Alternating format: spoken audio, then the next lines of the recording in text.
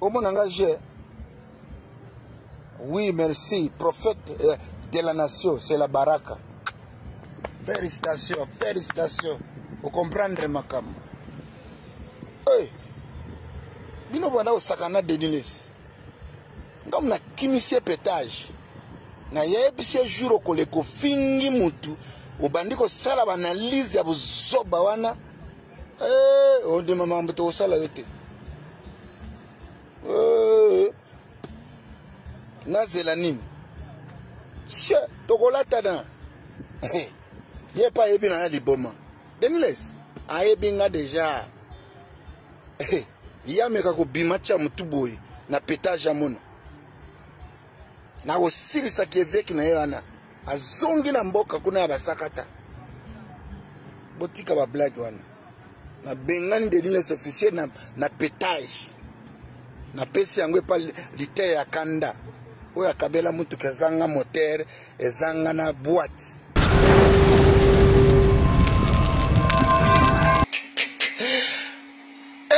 Badaki bobo baga prema. Ba poto la téléphone. Et ça abino. Oh.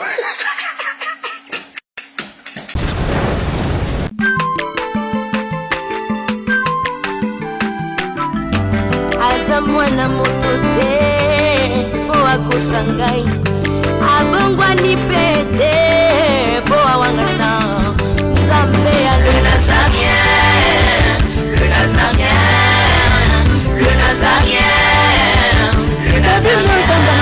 Bana kitoko koma mukondima atako babakola ki mafuta na musakolima lelo ya yobolingo bateli le Nazarien. Pamboli oye mona na katempeni mama kantelobi koleke mapapu masope mafuta toko kesika na longo na Nzambe oyo mabenga na makomi. Au mon engagé,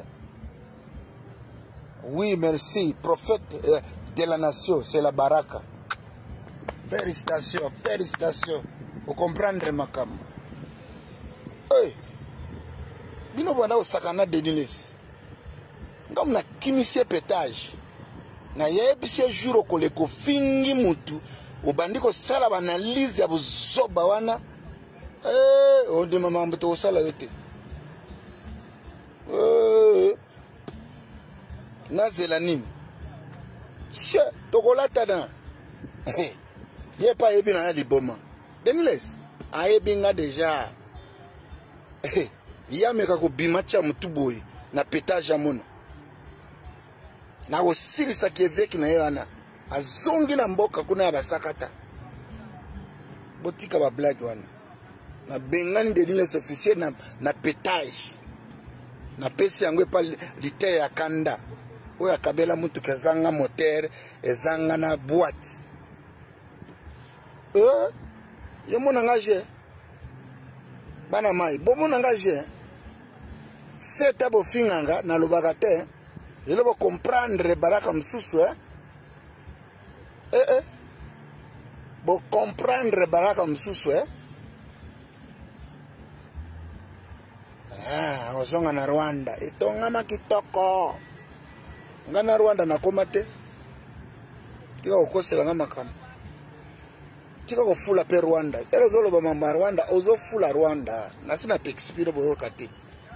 Kagama ligande bongo bino bolo bilaka eri nyoso Rwanda. Bino botika kolobela botika kufula bolo bana kozonga na bushman pona mwana muloba. Na ozonga na bushman. Na mwana muluba leki afachi. Elengi. Basi bazolu le longi nanga. Barako za kitoko. Naze bisabango naza na tana binote. Ngana bala mama Claire Bungisha. Na pesimbote bana nanga nyoso ya parlement celeste. Bobo gama nazo kita na pawa. mote kokita, mote kokita, malade kolongwa, shaka brozika taraba, shiproko taraba kati, ribrozika taraba, tosambele siko zali, nkolo na pesio merci, nkolo na pesio merci pona batu nyonso bazali kolanda ngai, na pesio merci pona mboka ya RDC, na tie ngona maboko na yo papa, na tie ba president Faci na maboko elongo na mwasi na ye na maboko na yo, arme ya ba soda na ba police, na tie bango na maboko na yo papa, na tomboli moto mo santo, ezala likola RDC, au nom de Jésus-Christ de Nazareth, wow shika bakataraba gudagadi, na bengani petage na kati église, na bengani masomo na kati église, na bengani kindumba na kati église, na bengani mafinga na kati église, papa Zambe simba bato nyonso balekaga apo na kofinganga babongola mitema bayeba Yesu lokola nkolo ya vina bango ba o bazobenganga liboma papa libisa bango po eloko bazosala bayebi yango te kolo ye shika prosi keke minda dogo dade oh mafuta na yekita mafuta kita soki mama wana azala balade ezali kotungisa ye na longoli yango na komba Jésus-Christ de Nazareth. Avenue Mariga numéro 73 nde adresse na biso. Kasavubu 12h kozangate 12h kozangate.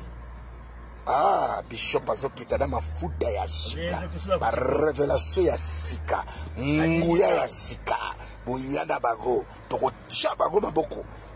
Bakozolobiko, riparaka sakatara bako kombruzigade, rika brokotara kateraria, lo brokotoro bagaterere, sibrikatara bakomborore. Ye, toko chabango maboko bakozolobiko. Que Dieu bénisse de Konanga. Le pasteur Baraka Mugisho est suspendu par le CESAC sur tous les médias nationaux et internationaux, y compris sur les plateformes digitales telles que TikTok. Aucun média n'a donc le droit de lui accorder la parole, et ce pendant 70 jours. Pourquoi? En fait, il est accusé par les centres de monitoring des médias congolais car il a prononcé au cours d'une vidéo des insanités sous forme de menaces à l'encontre des Quinois. Il est donc invité pour présenter ses moyens de défense au bureau du CESAC ce mardi 2 juillet 2024. Et le refus de se présenter au CESAC l'expose à des lourdes sanctions. En attendant la décision finale de l'Assemblée plénière, lui interdit de passer dans les médias pendant 70 jours. Et le bureau du CESAC a demandé au procureur de veiller à la bonne exécution du présent acte. Le président du CESAC, M. Christophe Bosembe, est donc déterminé à remettre de l'ordre dans les médias et dans les réseaux sociaux et appelle tous au strict respect de la loi, surtout à ne pas s'adonner aux dérives.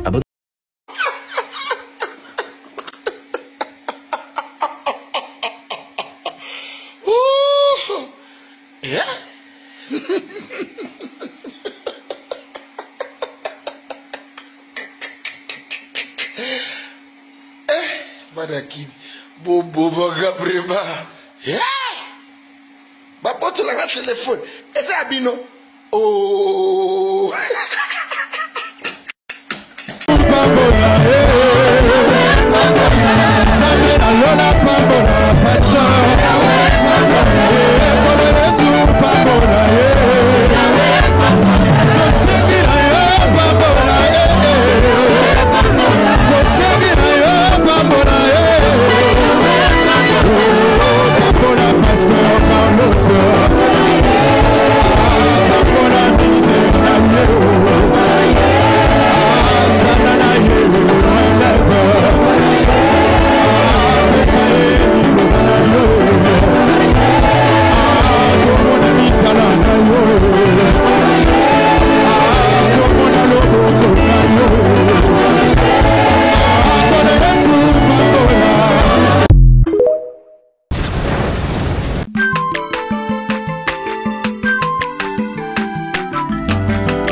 mwana moto te po akosangai abongwa ni pete po awangata Nzambe ya le Nazarien, le Nazarien, le Nazarien, le Nazarien.